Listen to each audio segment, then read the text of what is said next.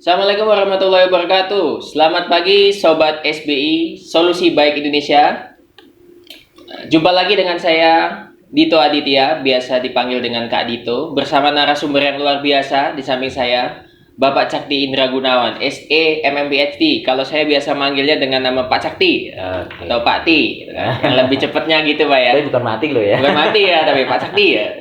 Nah, beliau ini adalah merupakan dosen yang luar biasa, juga dekan di sebuah universitas di Kota Malang, Pak ya. Iya, Jawa Timur. Nah, Jawa Timur, sekaligus founder atau pendiri Cakti School. Nah, seperti biasa di episode kedua kali ini kita akan membahas topik-topik yang menarik ya, Pak ya. Dari berita ya. Dari berita yang lagi terkini, lagi update. Nah, tentu masih seputar dunia ekonomi, politik, bisnis segala macam ya. Boleh. Apa aja boleh. Nah, dari aspek manajemen sumber daya manusia. Oke.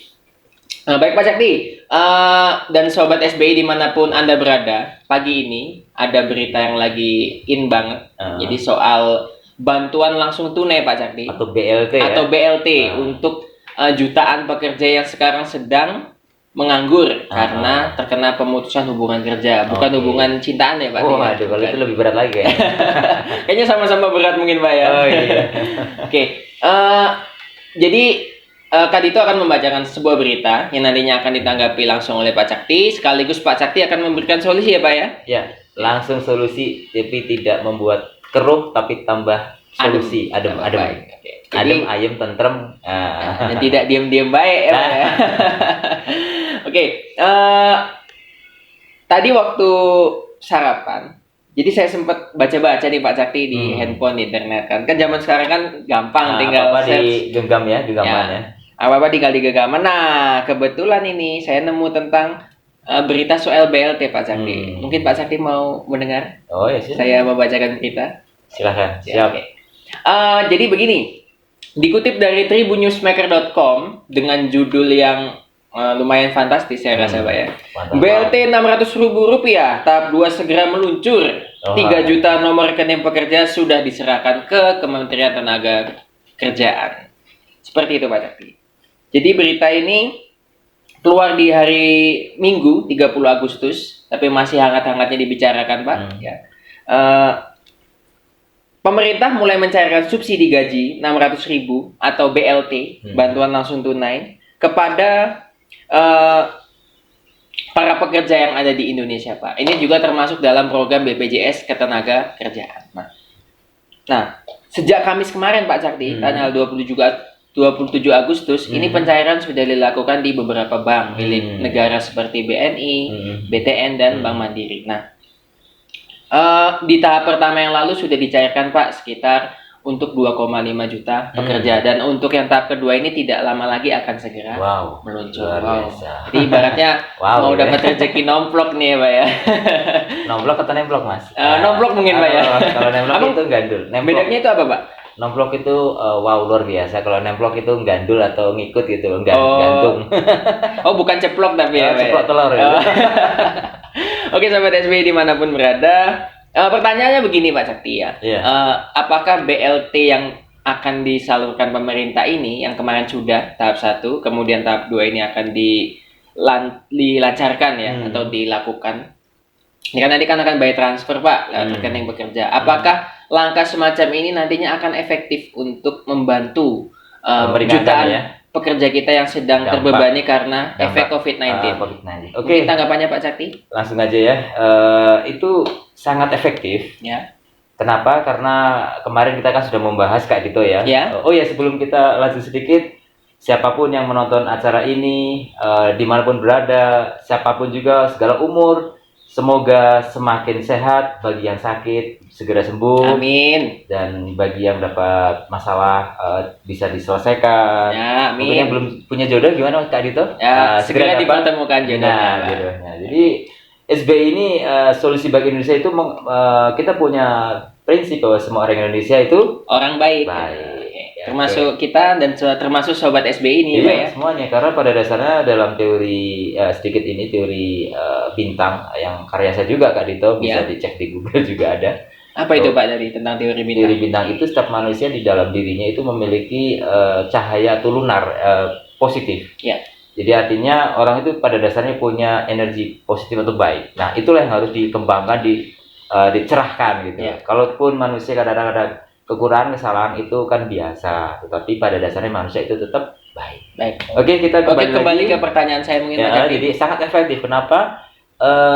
Kemarin kan kita udah membahas Kak Dito ya, bahwasanya menurut teori Adam Smith dalam bukunya The Wealth of Nations, sebuah bangsa itu dikatakan makmur apabila ada titik temu antara demand dan supply kan, antara permintaan dengan penawaran ya kan. Artinya orang mau membeli sesuatu, permintaan, demand yaitu permintaan tadi, supply yaitu dari pihak produsen menyediakan barangnya. Nah, dengan adanya BLT ini orang-orang tambah semangat Kak Dito untuk membeli barang-barang atau untuk melancarkan apa ya yang dia inginkan. Misalnya ada tadinya keluarga yang aduh Pak misalnya mak ya, ini kaum mak biasanya kan ibu kan biasanya aduh dapurnya ini tambah sedikit karena harga-harga naik dan sebagainya kan.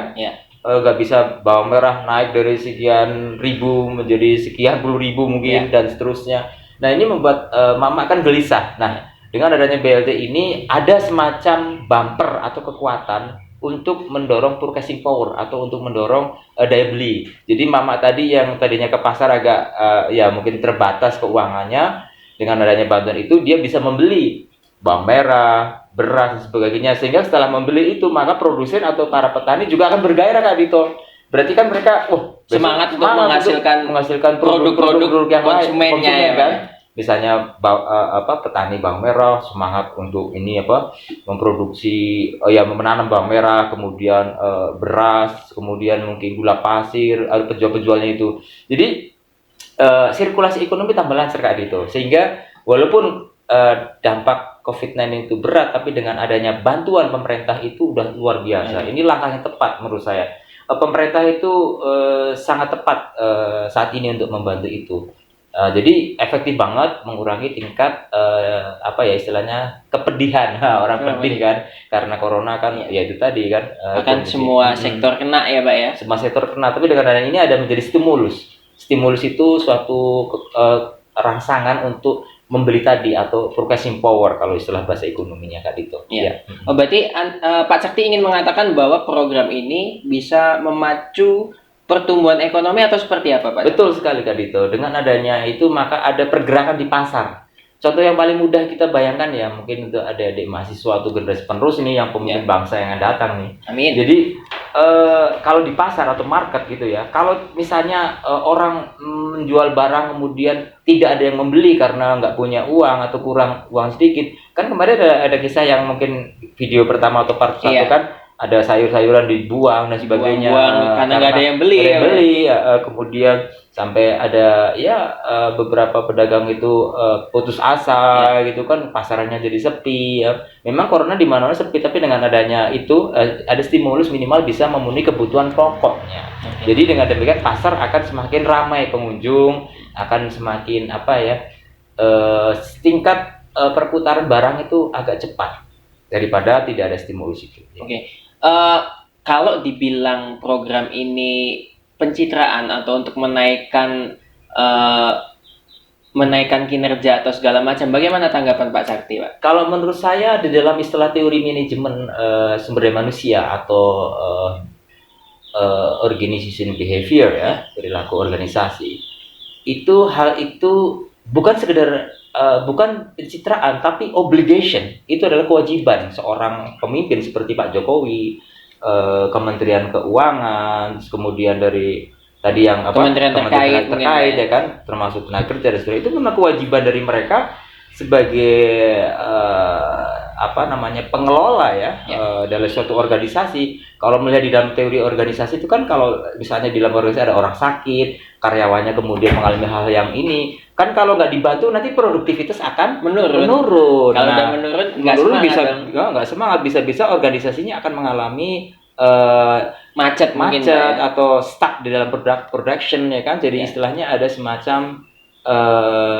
intermittent, jadi terputus-putus produktivitasnya. Jadi misalnya tadinya bisa dikerja cepat karena ada anggota-anggota yang sakit atau kekurangan jadinya terputus kan, jadinya mengganggu Kak Dito. Jadi outputnya kan nggak maksimal. Nah, kewajiban inilah yang bebankan, menjadi kewajiban pemerintah untuk membantu, dan itu sangat bagus sekali.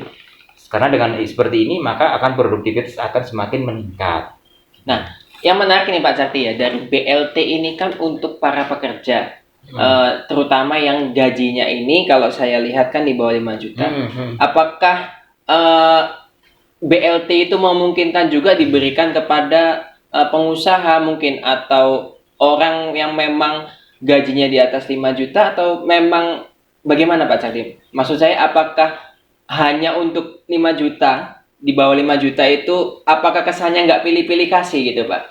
Kemarin kan kita sudah membahas Kak Dito, ada 4 tingkatan ya di dalam struktur ekonomi yang saya usulkan kepada pemerintah Indonesia, dan saya curi loh ilmunya dari Australia. Kan saya kan kuliah di Australia 4 tahun nih, biaya 2 miliar kan mahal, makanya daripada rugi negara, saya kan dikirim negara, makanya saya curi ilmu di Australia untuk kebaikan Indonesia. Nah itu apa? Kemarin saya membuat sistem informasi manajemen kan, sistem informasi manajemen ekonomi kan, di mana ada 4 klaster atau 4 kelompok di situ. Yang pertama yang merah, di mana mereka itu sangat betul-betul kekurangan, nggak punya uang, maksudnya untuk makan sulit. Kemudian kuning ya kan, kemudian punya uang lebih sedikit. Nah ini nampaknya yang tadi Mas Dito ceritain, yang pengusaha yang di penghasilan di atas 5 juta average ya, dia punya itu masuk ke yang hijau Kak Dito. Jadi punya gitu loh, punya hijau itu artinya punya uang ya, artinya masih bisa bertahan untuk kehidupannya gitu ya. Jadi dia bisa survive. Maksudnya pengusaha itu nggak perlu disuplai. Karena apa? Sesuai dengan teori manajemen sumber daya manusia ya, the most dangerous, the most important. Artinya gini Kak Dito, yang paling berbahaya dalam kondisi seseorang karyawan itu membutuhkan, the most important itu yang paling utama ya. Jadi kalau yang kelompok pengusaha tadi itu yang Kak Dito ceritain itu kan masih punya uang, kecuali pengusahanya kemudian bangkrut, jual pabrik ya, jadi zona merah ya Pak. Jadi gelandangan. Nah itu zona merah, itu perlu dibantu. Tapi kalau selama dia masih kategori hijau ya kemarin, itu nggak ada masalah. Apalagi kategori putih.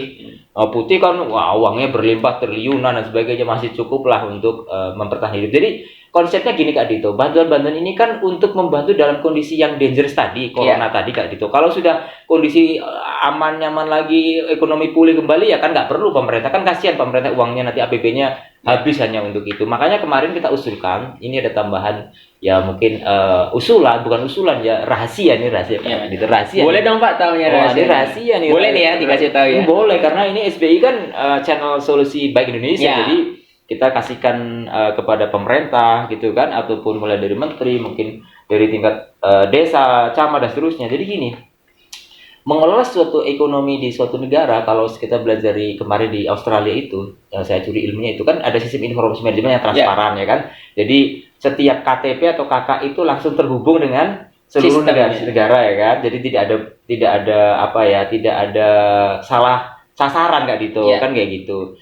Jadi pemerintah kemarin kan yang kasusnya mungkin pemerintah salah sasaran, kan sebenarnya bukan salah pemerintah murni secara utuh ya Pak. Itu memang kan sudah berpuluh-puluh tahun yang lalu itu. Makanya ini kan perlu ada suatu gerakan cepat, paling tidak 1-2 minggu untuk mendata ulang. Itu tadi yang pertama, istilahnya dia posisi yang mana, apakah dia yang merah, kuning, hijau atau yang putih kan gitu Kak Dito ya. Dalam kondisi corona loh, ini kan konteks pembicaraan kita kan dalam konteks corona kan, wabah ya Pak, wabah kan COVID-19. Jadi dengan demikian maka kalau di Australia itu kalau orang mengalami pengangguran Kak Dito kan langsung merah nih, dibantu kayak gitu Kak Dito. Dibantu apa? Dibantu dengan padat karya dan seterusnya. Makanya rahasia nih yang kita sampaikan kepada pemerintah itu membuat sistem terintegrasi yang dimulai dari RT kayak kemarin kan kita sudah membahas kan. Jadi di RT itu basisnya berapa kakak? Ada 50 kakak, 50 kakak itu berapa orang? Nah itu dikelompokkan ke dalam 4 klaster itu, sehingga pemerintah bisa membuat mapping ya, pemetaan itu jelas dari mana yang membutuhkan kayak tadi orang yang sedang nggak punya uang dan nggak bisa makan, jangan-jangan kayak nenek-nenek jualan sendok Kak Dito kan kasihan kan. Udah kan sudah istirahat Soalnya gini loh, sekarang nggak ada zamannya nggak mungkin, semuanya serba mungkin Kak Dito. Karena dengan HP, pemerintah bisa ngecek misalnya ya kita tinggal di Dau nih, Kecamatan Dau, Kabupaten Malang, tinggal klik aja ke Kecamatan Dau ya kan. Ketemu nih mana-mana aja yang perlu bantuan hari ini ya kan. Nah, BLT yang tadi diberikan oleh pemerintah kan baru berapa juta ya, mungkin sekitar 2,5 juta tadi ya. Terus ada 2,5 juta pekerja tahap pertama, kemudian tahap selanjutnya. Tapi kan masih ada rakyat yang lain yang membutuhkan yang itu. Nah, itulah Kak Dito tugasnya civil society atau masyarakat lain yang tadi pada klaster putih yang punya uang sangat banyak dan klaster hijau yang uangnya cukup banyak kayak gitu ya. Itu bisa membantu ekonomi minimal bahan makan untuk selama corona Kak Dito. Sehingga mereka tidak akan kelaparan. Karena ingat kalau ini tidak diatasi dengan cepat, maka banyak sekali masyarakat yang lapar. Oleh karena itu, Kak Dito, dengan adanya klaster ini nanti makanya pemerintah ngasih BLT, memberikan BLT bagus sekali, tapi harus didukung oleh gerakan sosial atau masyarakat lain yang tadi klasternya yang hijau, putih yang paling kaya raya, milioner ya, hijau kaya banget tapi nggak milioner lah ya. Ya terus sampai ke bawah yang tadi sudah saya ceritain. Nah itu membantu yang itu tadi. Jadi misalnya saya nih sebagai dosen, walaupun ya gaji saya ya cukup lah ya, udah luar biasa nih pemerintah Indonesia ya cukup lah ya. Saya juga dapat serdos dan sebagainya. Nah 1 bulan saya mungkin bantu berapa ratus ribu kepada orang-orang tetangga yang mungkin sedang mengalami kelaparan atau membutuhkan itu. Nah itu harus gerakan itu diiringi dengan masyarakat kayak gitu. Jangan hanya pemerintah ngasih BLT, masyarakat diam-diam baik. Jadi ibaratnya dikasih dan harus disalurkan ya Pak ya? Betul, dikasih dan disalurkan, dikasih oleh pemerintah. Yang tadi BLT kan dari untuk pegawai-pegawai tadi yang terdata itu. Nah nah sementara yang tidak punya data, yang tidak terdata di asuransi kesehatan atau kerjasama dengan BPJS dan sebagainya kayak gitu, ya mereka dibantu oleh itu tadi Kak Dito, orang-orang yang baik hatinya. Ingat Kak Dito, orang Indonesia banyak yang baik loh, baik semua ya, baik semua, nggak ada yang buruk. Jadi saya kira pemerintah membantu lewat BLT, masyarakat yang kelompok yang putih dan kelompok yang hijau, maksudnya yang sangat kaya raya sekali dan yang kaya kayak gitu, yang kaya dalam konteks materialnya cukup, itu membantu mereka. Itu tadi bantuan-bantuan itu mungkin namanya juga BLT juga boleh, tapi BLT dari masyarakat. Kalau ini BLT dari pemerintah gitu loh. Jadi saling ada suatu sinergi. Makanya rumus kemarin ada yin and yang, ada keseimbangan kan nggak Dito ya. Betul. Nah dengan demikian maka pemerintah jadinya nggak terengah-engah nih, kasihan Bu Menteri Keuangan, Bu Sri Mulyani, kalau uangnya terus digrojok-grojok terus yang kasihan, dan APBN kan terbatas. Nah makanya ini perlunya ada rahasia lagi, itu rahasia dari civil society, yaitu berdasarkan Pancasila gotong royong. Jadi misalnya Bapak mau bantu RT sebelah ini, kan Bapak tinggal diklik tadi di HP tadi, mana sih yang kelompok merah, oh ini ada 10 orang, ya kita bagi beras Bu, Bu ini dari saya ataupun titip RT-nya dan sebagainya. Jadi pos-pos data itu Kak Dito harus dipegang mulai dari RT Kak Dito, nggak boleh lepas Kak Dito, nggak boleh lepas. Itu harusnya bener-bener kategori klaster ini harus terjaga bener gitu loh. Bisa jadi kan yang tadinya zona kuning, yang tadinya punya uang sedikit uang karena ke PHK, kan bisa masuk zona merah Kak Dito. Kan berbahaya ini. Jadi nggak punya uang jadinya. Nggak punya uang, bisa kelaparan dan seterusnya. Sehingga ada BLT dari masyarakat yang membantu. Nah, bagaimana kalau mereka berbohong ya, misalnya mereka zona merah padahal punya uang. Nah, kan ketahuan nanti karena itu terhubung dengan sistem-sistem informasi yang lain. Misalnya di Australia itu ada misalnya dia ternyata bekerja tapi ngomongnya pengangguran, kedeteksi dan setelah itu akan di-cut atau di punishment oleh negara. Berarti dia pernah berbohong. Trackingnya itu loh kelihatan. Jadi ada transparansi seperti itu Kak Dito. Jadi rahasianya itu. Jadi rahasianya adalah gerakan civil society dan transparansi tadi. Dan itu nggak perlu biaya Kak Dito. Hanya dalam waktu 2 minggu saya kira pemerintah nggak perlu biaya. Hanya yang penting RT RW mendata ulang data-data kelompok-kelompok itu. Namanya siapa, ini nama siapa misalnya. Ini butuh bantuan apa dan seterusnya. Ya itu kan bisa dikelompokkan. Oke. Ini menarik. Jadi Pak Cakti mengatakan 2 minggu untuk pendataan. Nah, yang pertanyaan saya adalah bagaimana itu bisa dilakukan dalam 2 minggu dan harus memulai dari mana, Pak? Apakah masyarakat yang memulai ataukah pemerintah yang memulai mendata atau bagaimana? ini adalah suatu instruksi dari pemerintah atau order. Order itu perintah, order by government. Jadi perintah dari pemerintah, perintah dari pemerintah ya kan, yang untuk kewajiban masyarakat itu kita ada punishment. Barang siapa tidak melakukan itu, maka tidak dibuatin KTP. Ada semacam ancaman seperti itu. Memang harus, dan negara boleh melakukan itu karena ini emergency kan. Kan di dalam teori manajemen sumber daya manusia tadi, the most dangerous, the most important kan gitu. Ya kan, yang paling berbahaya ini apa? Kondisi sekarang terjadi kan, sekarang ini tanggal 1 September nih, sudah masuk jurang krisis nih. Nah, lama-lama kan bisa depresi ekonomi, lebih berbahaya lagi malah tidak ada pangan. Karena itu tadi kelangkaan sudah meningkat, akhirnya jadi tidak makan ya Pak ya. Jadi saya kira pemerintah boleh melakukan itu, dan itu tidak bisa dibilang otoriter. Enggak, itu bukan masalah otoriter tidak. Mungkin bagi ahli politik ya, mohon maaf ini profesor yang ahli politik dan ahli hukum dan lainnya, karena kacamata saya adalah kacamata sumber daya manusia. Jadi dalam kondisi yang berbahaya dalam teori sumber daya manusia, the most dangerous, the most important. Ya, yang paling berbahaya itu yang dilakukan. Yaitu tadi apa? Mendata secepatnya. Untuk apa? Untuk supaya tadi nanti enggak ketat tiba-tiba banyak 100.000 orang mati di kecamatan Dau, nanti di kecamatan NTT mati 100 berapa ribu orang gitu kan, kasihan enggak data Kak Dito. Nah, dengan adanya data ekonomi atau terintegrasi semua bisa di tracking Mbak ya. Di tracking, pemerintah bisa membantu sama yang tadi pemerintah mendorong atau mewajibkan yang kelompok yang putih-putih tadi ya kan, yang sangat kaya tadi untuk membantu yang bawah. Mau nggak mau harus dibantu, kalau nggak nanti terjadinya chaos Kak Dito, berbahaya. Karena bayangin aja, rakyat nanti kelaparan, nggak punya uang, kemudian beli barang juga nggak ada. Nah, nanti orang-orang kaya pun ya nggak tenang lah hidupnya ya kan gitu. Ya, ini yang berbahaya, makanya harus segera gotong royong. Mau nggak mau, masalah ikhlas Kak Dito itu kan urusan orang ya Kak Dito, betul kan? Kita bisa nggak nilai orang ikhlas? Nggak bisa kan? Hanya Tuhan yang tahu kan? Jadi menurut saya, di dalam teori manajemen sumber daya manusia, pemerintah boleh mendorong, boleh mempanis itu apabila dia tidak memberikan data itu. Karena apa? Kalau tidak memberikan data itu, ibaratnya orang itu ada banjir, pemerintah nggak bisa memberikan pertolongan yang misalnya berupa kapal ataupun genter kayak bambu ini supaya nggak terbawa arus kan gitu. Jadi itu kalau dia nggak mau memegang bantuan pemerintah atau mendata, saya di sini posisinya ya kan, ini ke bawah arus.